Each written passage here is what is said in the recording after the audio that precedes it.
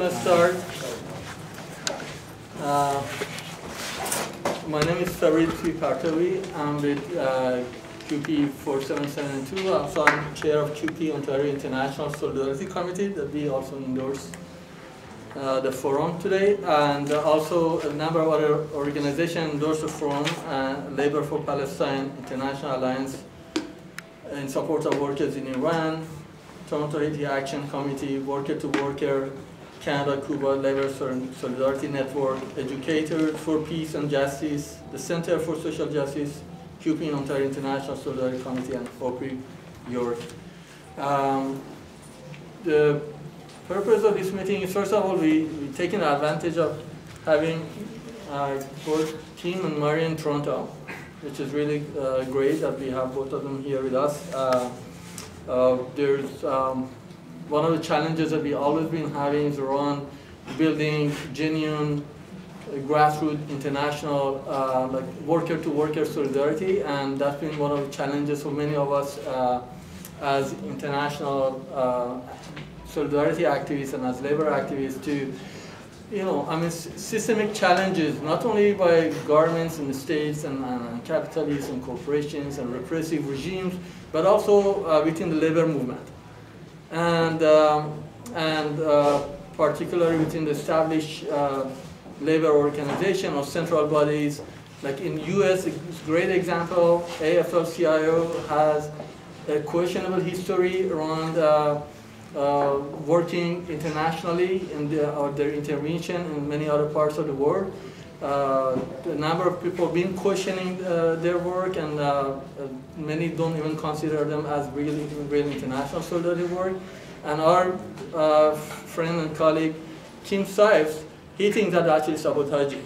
It's been sabotaging in so many different ways. And he's published a book called AFL-CIO Secret War Against Developing Country Worker Solidarity or Sabotage. And I think he has some copies here as well, that if you want to purchase it, that would be really great. Great work. He's done amazing research for many years, and also he's relied on a number of other international solidarity activists, labor activists work that they've been challenging AFL-CIO and their foreign policies. Kim is also Associate Professor of Sociology at Purdue University North Central. He's been a long-term activist. He's chair of Chicago chapter of National Workers Union, which are affiliated to UAW. Right. Thank you so much for being with us.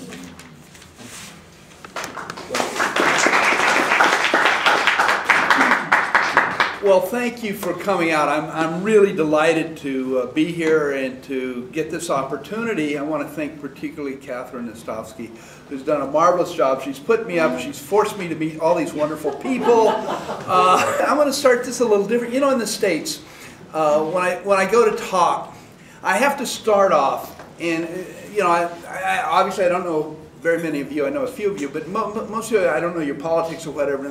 So when I speak in the States, I start off and I tell everybody, now don't believe a single word I say. I've got this experience and this background, and if you consider it, I'm happy, but you don't believe it just because I'm a PhD. So I have to do this, and what this does, it allows people to relax, not feel like they're being propagandized by some crazy lefty or something like that. And I realized I don't have to do that in Canada. So I'd like to start off with the way I'd normally like to say, start things off and say, welcome, comrades. Okay, I am somebody, I got interested in the AFL-CIO's foreign policy way back in 1983. I knew nothing about this. I went to Europe on a one-time thing. It's a marvelous story. I won't bore you with it. But along the way, I met up with some people starting a new international labor magazine called International Labor Reports, which lasted from about 1983 to about 1991. Marvelous magazine. I knew nothing about it. I literally stumbled on it, stumbled on a conference that had a woman from the Philippines who told me about the KMU. I ended up going out to the Philippines 6 times, writing a book on the KMU, stuff like this. But while I was on that trip in Europe, I learned about the British Trade Union Congress and their international stuff. A book I've been told that had quite wide circulation here in Canada called Where Were You, Brother? By Don Thompson and Rodney Larson. I got the honor of meeting Don, a very wonderful man who's now dead, but he told me about this stuff and I knew nothing. I'd never even heard hints of this. So I've been reading and studying and paying attention, doing some writing basically since the early to mid 80s, and I've continued on. And so in 2007, or actually 2005, when we tried to take an issue to the National AFL-CIO convention and didn't even get a chance to debate, it's a story I might tell in a little while, I don't want to do it now, but basically they screwed us over. And I said, all right, screw you people, the gloves are off, and I'm going to write a book and I'm going to tell your damn story the best I can. And so I brought out my book in 2010. It came out in hardback, and then in 2011 came out in paperback. So I thought out what I'd do is start by telling you a little bit about the book and where things are, at least from the American side right now. There's a lot going on, a lot I can speculate on. There's some things I know. I won't tell you something unless, I mean, if I tell you something, I can back it up. If I'm speculating, I'll tell you I'm speculating, but this is why. And please look at it and consider it. But, so I thought I'd sort of lay this out, tell you about the book, and then after that, we'll let Marion will come and give the Canadian side, because to be honest, I don't have anything about Canada, good or bad, in my book. So I'm delighted that she's going to be telling some of your history, and then we can open it up for discussion, and I'll take, you know, as far as questions to me, I'll take it to wherever, you know, folks want to go. So with that in mind, let me just sort of start off and say I make three major claims in the book. First of all, that the AFL-CIO tries to dominate foreign labor. And so this is not only imperialism, it's labor imperialism. I argue it's not a product of the Cold War, that it actually started before the Cold War, before the the Bolshevik Revolution in 1917, and it's continued after the collapse of the Soviet Union. And that it's basically designed to advance the interest of the U.S. empire, obviously hurting developing country workers, but increasingly workers in the U.S. Those are the three claims. Now I want to talk for a moment about the implications. First of all, this labor's foreign policy comes from within the labor movement. It's not a product of the U.S. government. It's not a product of the CIA. It's not a product of anything external. It comes from processes internal to the American labor movement. Now, the good thing about that means that at least there's the potential, yet unrealized, unfortunately, of us changing it within the American labor movement. But it's not an external force. That's one of the key things. The other is that it's still operational. They are still operating around the world. You had, in 1995, we had the first democratically election of an AFL-CIO president. When John Sweeney took over, he made some changes, and the foreign policy work after, especially after 1997, when they started what's colloquially called the Solidarity Center. It's the American Center for International Labor Solidarity. They have gotten a lot more sophisticated in the sense that prior to the Solidarity Center, everything they did was bad. Now that they've got the Solidarity Center, most of it's bad, but they have some good stuff. So it's not, you can't say it's all bad, like that was easy. Now we've got to be more sophisticated, more nuanced, and try to understand. In some places they're doing good stuff. Other places they're not. And we can talk some about that.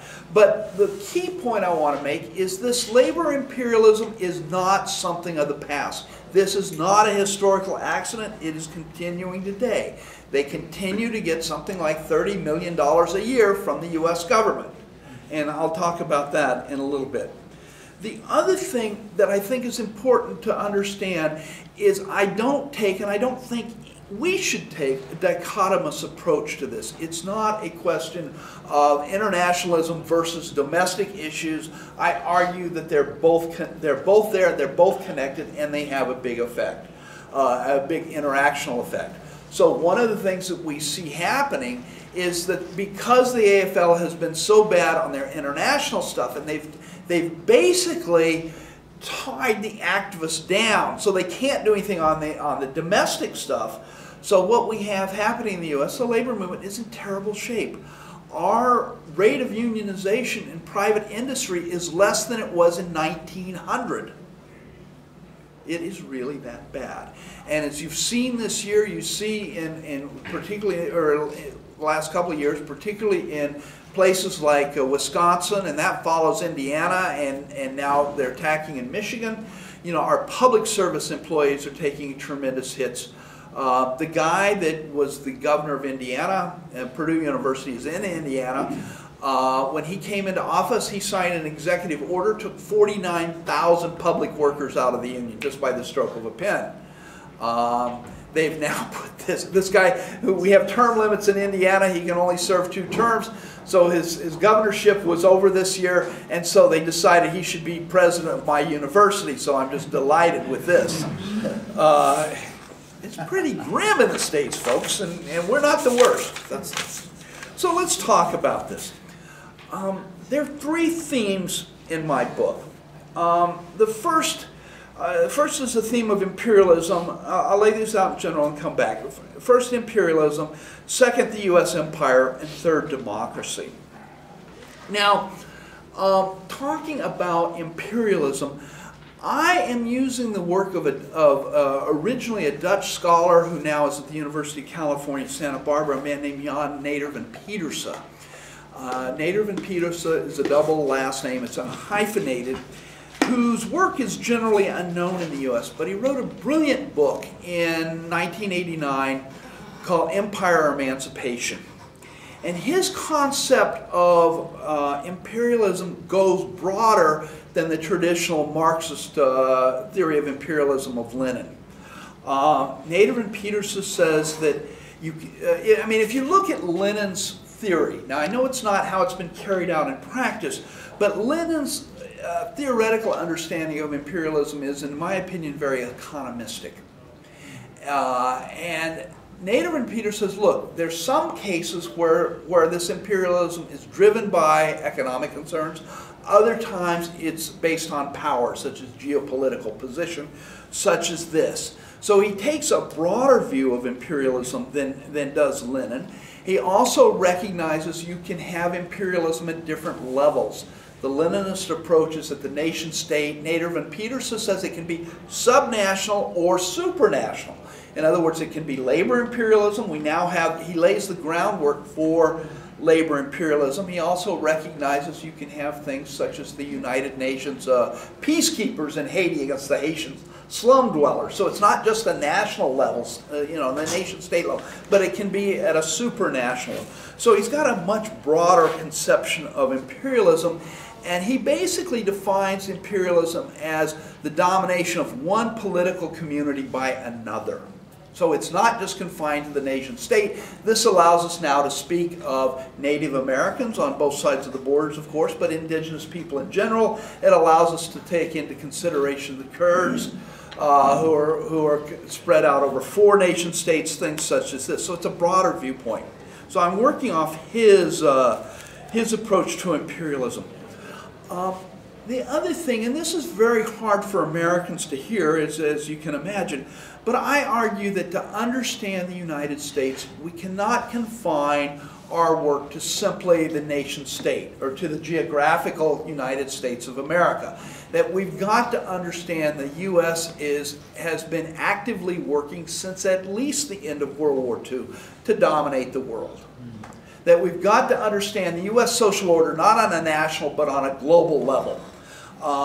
And that means that they're going to do things that are going to benefit the empire itself.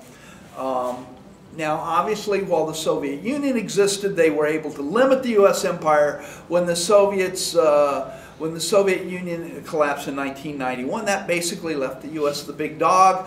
although unfortunately the Iraqi resistance movement and then later the Afghanis didn't get the memo that they should just bow down to the U.S. The U.S. certainly saw its role as running the world and doing so. So that's another theme, that of U.S. empire. And then finally, the third theme that I look at is democracy. Now, at least in the U.S., we're taught that democracy is one person, one vote.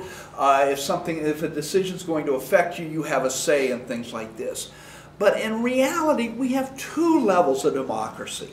That which I just described can be called, according to William Robinson, we call that popular democracy, and there's a different type. And this is what he calls a polyarchal, or elite democracy. And this elite democracy is the idea that the big boys and girls get to make the decisions about the range of discussion, the people who can run for office and things like that. And then once they've decided, once they've limited or constrained the field, then the masses can vote between their choices. So we get a choice of Pepsi or Coke, if you will. Okay? So, and where this is going to come out very importantly is you've got to understand this if you want to understand the National Endowment for Democracy, who I'll talk about in a little bit. All right, so we have these three themes: imperialism, U.S. empire, and democracy, that are the themes that are guiding my work. What I do in the book, it's 5 chapters, and by the way, it's very strongly endnoted. You might want to, if you read the book, you want to read the first time without even looking at the endnotes. You're fine. But what the endnotes allow me to do is make connections and ties and things with things that aren't normally put together. So should you read the book, please look at the endnotes eventually, excuse me, because it takes it much stronger and ties things together. But what I do, I start off, if we argue that there's labor imperialism, we've got to address the question of where does it come from. And so what I did is I went back and looked at the work of Samuel Gompers. Now, Gompers was the first president. He was a cigar worker. He was the first president of the American Federation of Labor, the AFL. Venerated as the father of trade unionism in the United States. Gompers was very much a racist. He was a bigot. He really very anti-black, anti-Chinese. He's not a very good guy, to say the least. But he also was the one that got the U.S. labor involved in foreign events. Gompers was a Jewish immigrant who, born in the Netherlands, settled in Britain and then came to the U.S.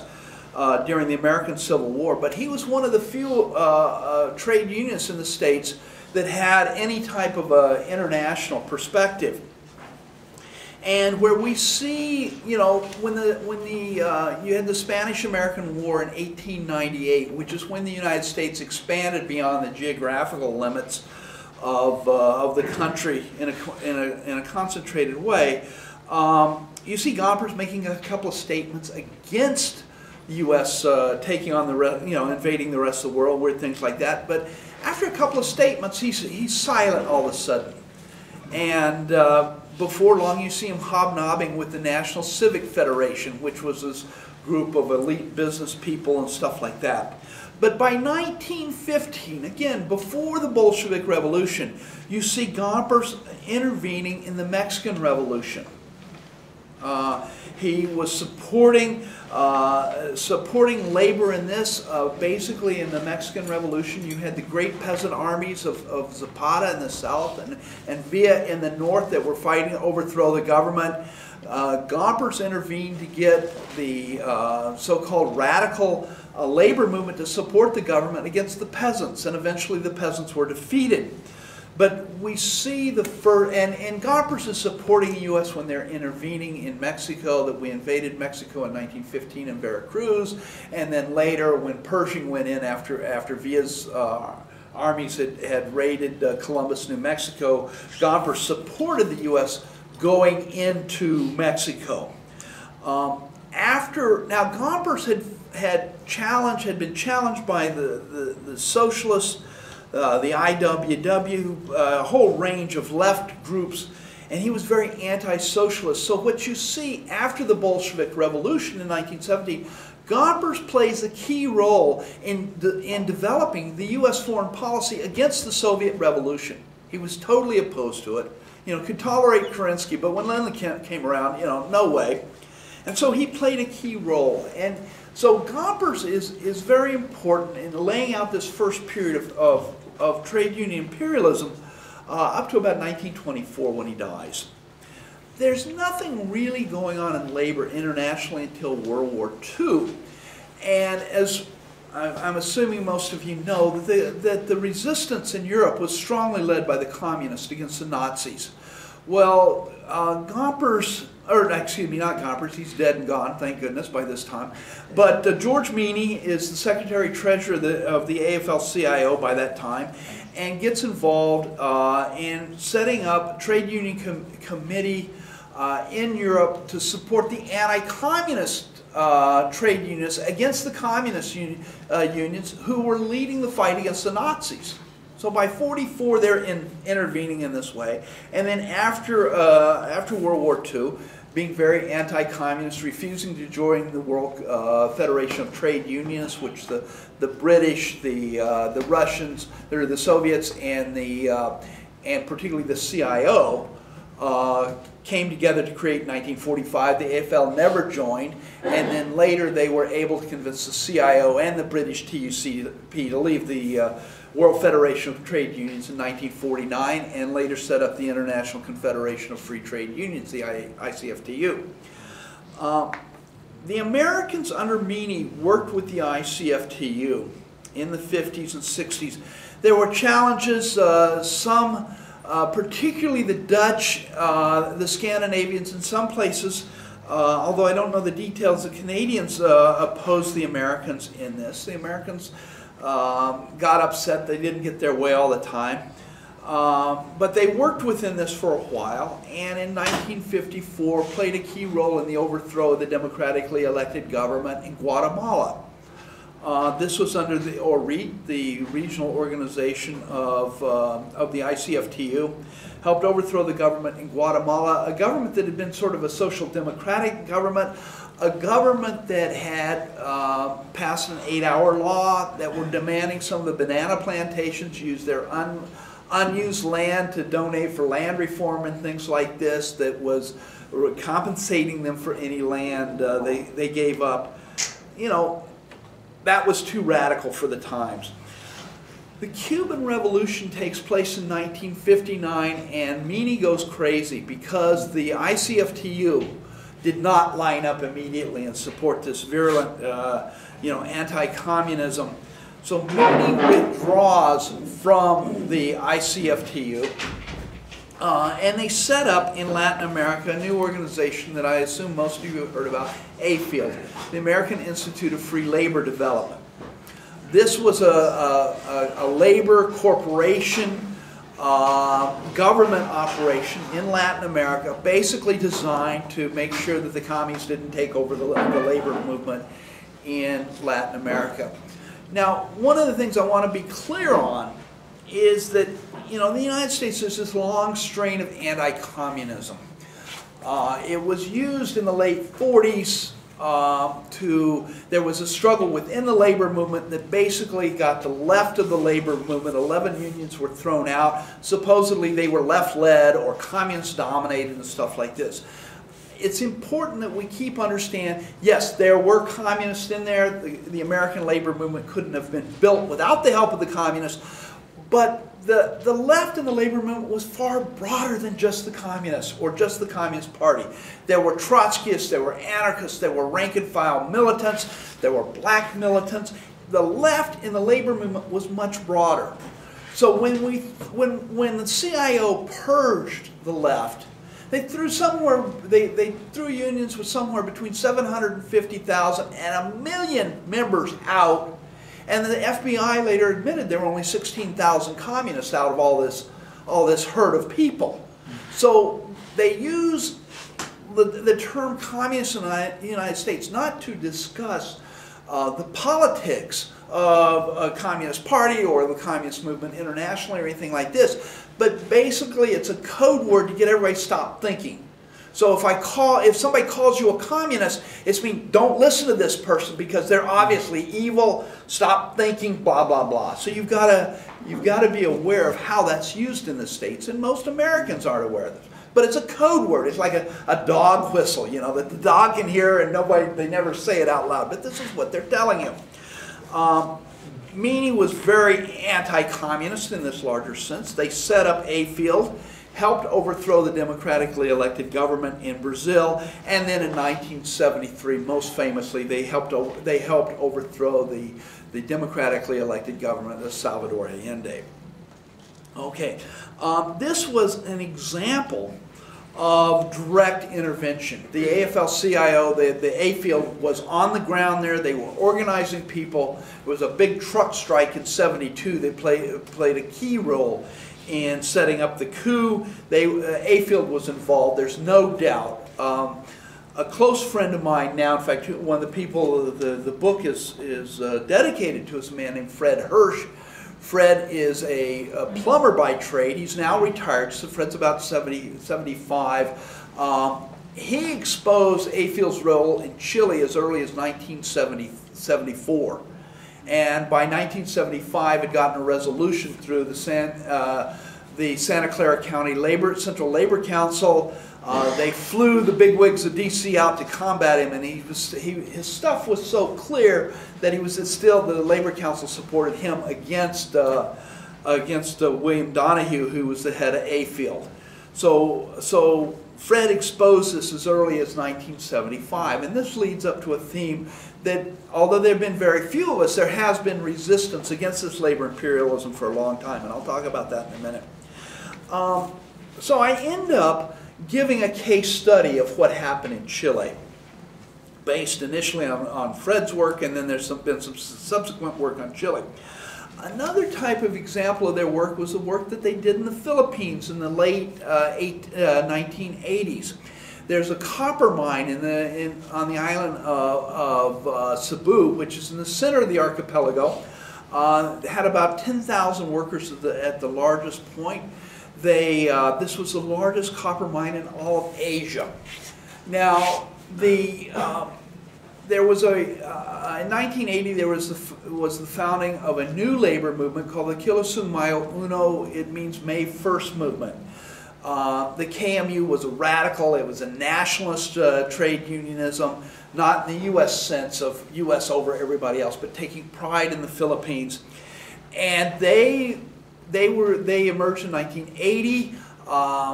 They were against Ferdinand Marcos, and in fact played a key role in overthrowing Marcos. But one of the places, one of their affiliates had won in I believe it was 1983, was a strike at Atlas Mines. And under Filipino labor law, at the end of a collective bargaining agreement, workers can petition for other unions to come in. So it's not an automatic thing like in the U.S., where once your collective bargaining agreement is expiring, the union automatically will represent you in the next period. In the Philippines, you can petition for other unions to come in. This was done. Eventually, the agreement was to end in 1988. The election was to be in 1988, and the reactionary union under the Marcos dictator there was a labor federation called the Trade Union Congress of the Philippines. It was a right-wing federation. It was or more properly labor center in international terminology. They were right-wing. They were created by the Marcos dictatorship. They were very reactionary, and they tried to take Atlas Mines away from the KMU affiliate. Eventually, and this union was strongly supported by the AFL-CIO's Asian arm, the sister institute to AFL in Asia. It's called AFLI, the Asian American Free Labor Institute. AFLI poured in tons of money, more than any other labor movement in the world, including Solidarnosc, which the AFL-CIO did support. But they poured this money in, and the local TUCP affiliate was called ALU. ALU was working with corporate management. They were working with the local anti-communist organization. They were working with the Philippine Constabulary, which was like the National Guard in the States, only when it was federalized. And they were working with, and this is no exaggeration, a death squad. And there were death squad members inside the mines. And there was tremendous amount of repression. To give you an idea of what it was like, they refer to these folks as vigilantes. One day the vigilantes found out about a union meeting and walked in and one of the guys pulled out a .38 caliber pistol, stuck it in the trade union, in the local union president's chest, and pulled the trigger, and the gun misfired. His partner saw that happen. He pulled out his .38, stuck it in the guy's chest, and it misfired again. I mean, take that. I mean, if you want to make that an argument for divine intervention or something, but I don't like those odds. But this is the kind of repression. Houses were getting killed, relatives were getting shot. I mean, it was terrible. But the KMU Union, the leaders moved inside the mines, literally living inside the workers' quarters where they could be defended. And despite the death squads, despite this right-wing union having a radio station that's projecting all this anti-KMU propaganda, etc., out of a little over 5,000 votes that were considered legitimate by the Department of Labor, the KMU local won over 5,000 votes in the final vote. So they won against this. But the point I'm trying to say is that the AFL-CIO's Asian Institute was supporting this right-wing labor center who its largest affiliate was using a death squad. And like I say, I do not exaggerate. So that's an example of the AFL's intervention where they're supporting a reactionary labor movement against a progressive one. Okay. Now the third case that I look at is in Venezuela in 2002. You all know, I'm sure, of the coup that tried to overthrow Hugo Chavez, that so brilliantly captured it. The revolution will not be televised. You see the head of the oil workers union, Carlos Ortega, who's integral in the coup planning and the coup leadership. Well, the AFL-CIO's Solidarity Center now, because we're in this new period with the Solidarity Center, they're working with the oil workers and the CTV, which is the National Labor Center there, who had set up meetings with the Catholic Church leaders, with business leaders, with right-wing government officials. They're helping to lay the groundwork. Now, they were not directly involved in the coup attempt, the Solidarity Center was, but they helped prepare the groundwork for it. The coup takes place, and Ortega of the CTV gets betrayed by his fellow coup plotters. The head of Fedecamaras, which is sort of like the National Chamber of Commerce, Pedro Carmona, who takes over as the new president, when he gets in office, he supports the military side, betrays the labor side after the coup, before the coup's over, while it's in operation. And then what you see is Ortega pulls back and disappears and all this other stuff. The people in Caracas rise up, they demand Chavez be brought back, and as you know, he was brought back. Well, after that, the AFL took a very hard line that, no, the CTV wasn't involved in the coup, and it clearly was, and tried to support it and tried to undermine any fights. Well, I had just been studying, when this jumped off, I had just been studying the Chilean coup, and the parallels were amazing. And so within 3 weeks of the coup, I've got a published article saying, I don't have the proof, but this sure looks like a familiar pattern to me. And then later, a woman named Eva Gollinger, an American Venezuelan lawyer, and a couple of others surfaced some documents. They didn't understand the implications of the labor movement, or the labor aspect of it, but when I saw them, I understood exactly what had happened, and so I developed this. And even after the coup, we see Solidarity Center people, and particularly the Associate Director of the Department of International Affairs, denying they were involved. And I found proof that they had been involved, and in fact, there was a email that I got a copy of from my friend Fred Hirsch, where just after the coup there was an American journalist, a member of the national, the guild, I forget the formal name, but it's a newspapers guild, yeah, who had been in Venezuela, had grown up there as a kid, so he had all kinds of contacts, and he knew within 4 months that the CTV had been integrally involved in the coup. He had told the AFL, and still years later, as far as late as 2005, they were still denying any involvement. So I lay this out. So this is the first part of the book, and I'm going to be briefer on the second, but you have this labor imperialism. It started before the Bolshevik Revolution. It continues after the Soviet Union fell. Okay. The third chapter looks at the struggle against this labor imperialism from within the labor movement. And there have been people, Fred Hirsch being by far the most important, who have organized over years to fight this labor imperialism. And there's a number of people, particularly in California and most particularly around the Bay Area, who have played key roles in this.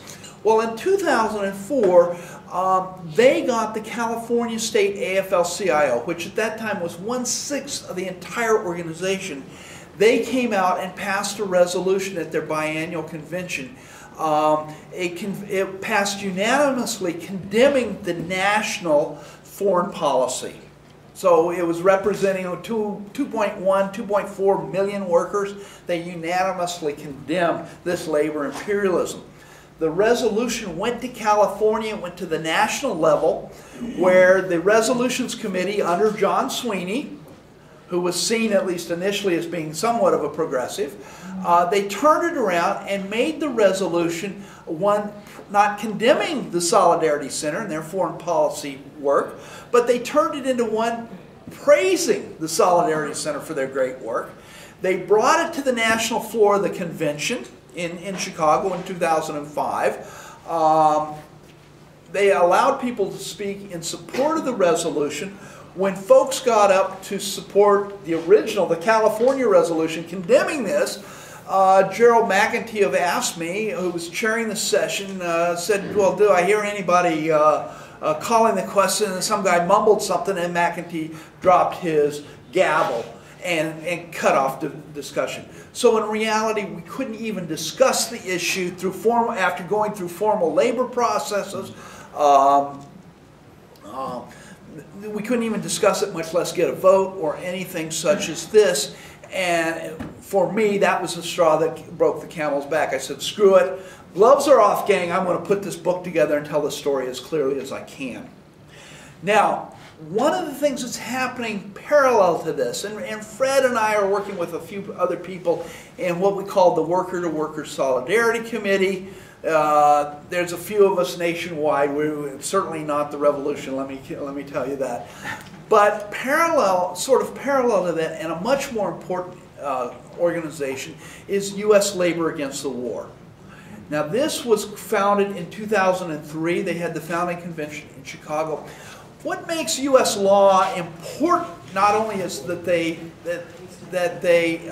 emerged, but its previous efforts have been efforts by labor activists, or in some cases labor officials, that would just come up with a resolution or something and sign it. U.S. law requires the rank and file to mandate membership.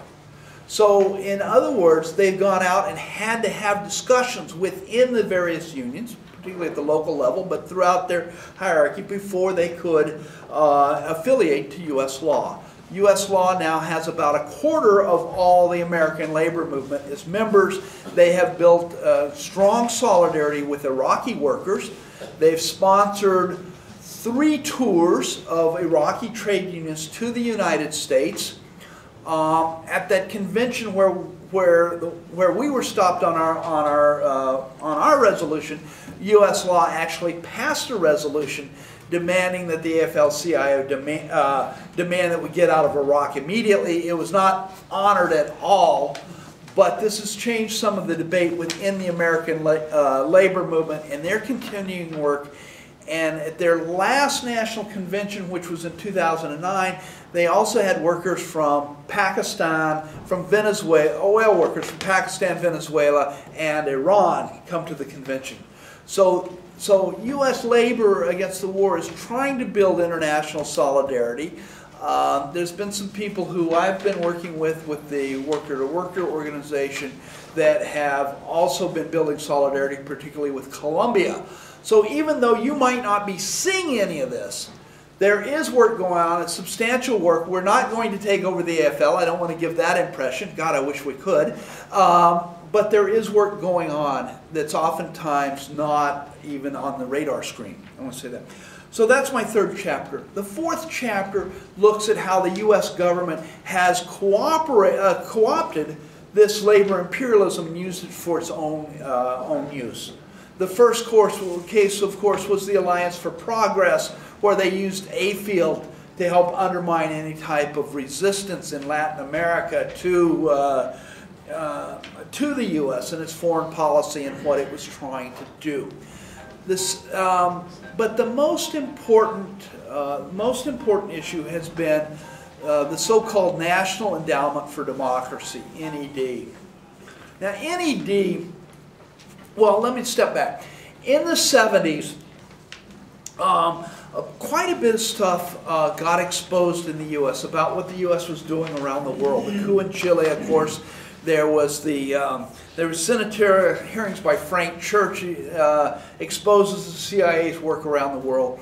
And when the Reagan administration got elected in 1980, they were shocked, just shocked, that this was getting around. Now, they weren't shocked that it was being done, of course. They were shocked that it got out to the American people, because we can't allow that. So they came up with this extremely cynical operation that they called National Endowment for Democracy. Now, who can be opposed to democracy? We're all in favor of democracy. Well, this is why that distinction between popular and polyarchal democracy is so important. Because what the NED is doing is they're going around and acting and using the term of democracy and using it as what ordinary Americans, and I assume most Canadians, would see as democracy, the one person, one vote. You know, if you're affected, you get to have a say. They're using the rhetoric that way to actually support this polyarchal, this elite, this top-down democracy, which basically means, yeah, the masses can choose from the small limits they're given. The NED is a very, very cynical operation. It has four major components. It has the international wing of the Democratic Party. This is headed by Madeleine Albright, the former Secretary of State under Bill Clinton. It includes the International Republican Institute, which is headed by that great, long-known Democrat John McCain. Then they have the international wing of the U.S. Chamber of Commerce, and then they have the Solidarity Center. So these four groups operate, they're funded directly by the U.S. government. The U.S. government founded this operation. It was passed by the House and by the Senate and signed into law by President Ronald Reagan. Their funding is from the U.S. government. They claim to be independent, which there's no way in hell. I mean, that's just a pure lie. They are a wing of the U.S. government. And what's really cynical about them is that even if, I mean, say like there was, at least among some people, there was hope that Obama would come in and was going to solve all the problems of the United States. Boy, was that a myth. But they've set up NED in such a way that even if we elected someone who was truly a reformer, they couldn't reform the NED. They've set it up so separately, it runs totally by itself, and they get to pick their own board members. I mean, and they've included some of the highest-ranking U.S. officials. You've got people like Henry Kissinger was a member. You know, people. You know, Secretary Carlucci, Secretary of Defense under Reagan. You have Wesley Clark, that general that led the war, the air war against Yugoslavia. you've got all these people from the highest levels of the U.S. government all operating as this National Endowment for Democracy. And so anytime you hear the U.S. talking about democracy, you better start checking it out because it's a lie. It's very different than what we know. Thank you. So they have tried to, they have used the labor movement, and the labor movement, to be honest, has cooperated. They have agreed with this. They have worked with this. And where we see this is an operation called the the Advisory Committee on Labor and Diplomacy. This was a committee that was set up by Madeleine Albright when she was U.S. Secretary of State. After the Cold War ended, the U.S. had ended what they call their labor attaché program. They used to have labor people in embassies just to keep an eye on what's happening with workers. After the Soviet Union fell, of course, workers were no longer important, so they even ended this. And the idea was to bring this back. And you have John Sweeney, the president of the AFL-CIO. You have the secretary. Well, Richard Trumka was not involved in meetings, but you have a number, the head of the Solidarity Center, the head of Department of International Affairs and stuff. They're all there at these meetings. Interestingly, they were not just a product of the Clinton administration. After Clinton gets out, George W. Bush gets elected president. They continue under Bush. And so you have John Sweeney going to meetings supporting the Bush administration. So supposedly, despite being to the right of Attila the Hun, you still see top-level labor people involved at the highest levels. So what we've done, I argue, is that we have shown conclusively that although we've had bits and pieces in the past, we've had important books. Beth Sims wrote a very important book in 1992 on this. But we hadn't had anything since '92, really, that looked at the foreign policy, that looked at their international operations. And what I've shown is, I think quite clearly, that this is a labor imperialist policy. It's not designed to help workers. It's designed to control workers. It's also designed so we can't discuss this issue or anything. The American labor movement won't even let our own activists to consider what's happening around the world. So what they're doing is constraining the operations in the U.S. We can't ask questions about what's going on with the U.S. foreign policy. We can't talk about labor imperialism. We have never gotten an honest briefing about what the U.S. labor movement is doing around the world. I can't even tell you. I know they're doing some good things in a few places. I mean, they've supported struggles in maquiladoras in Mexico, a few in Guatemala and El Salvador.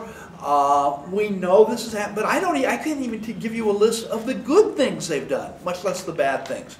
You look at their website, they act as though they're very transparent. It's a very facile, simplistic type of information. I mean, they're giving more information than they ever have, but it's because of the efforts, particularly of the U.S. labor against the war, but also the Worker-Workers Solidarity Committee and people like myself, but others who have exposed a little bit here, a little bit there. But we've now, in this book, I've put this together in a way that I think is accurate. I think it is in a way that's understandable, but I also am very aware it's very limited. Despite knowing as much as I do, and it seems like, I certainly know as much as anybody else, if not more, there's so much I know I don't even recognize. So for example, I don't delve into Israel and what is being done there with the history group. We know there's history. I don't know enough. I don't have the details. This is a place for those of you who are academics. We need research on what's happening in Israel and the AFL-CIO. The AFL-CIO buys millions of dollars of Israel bonds, for example. We know this.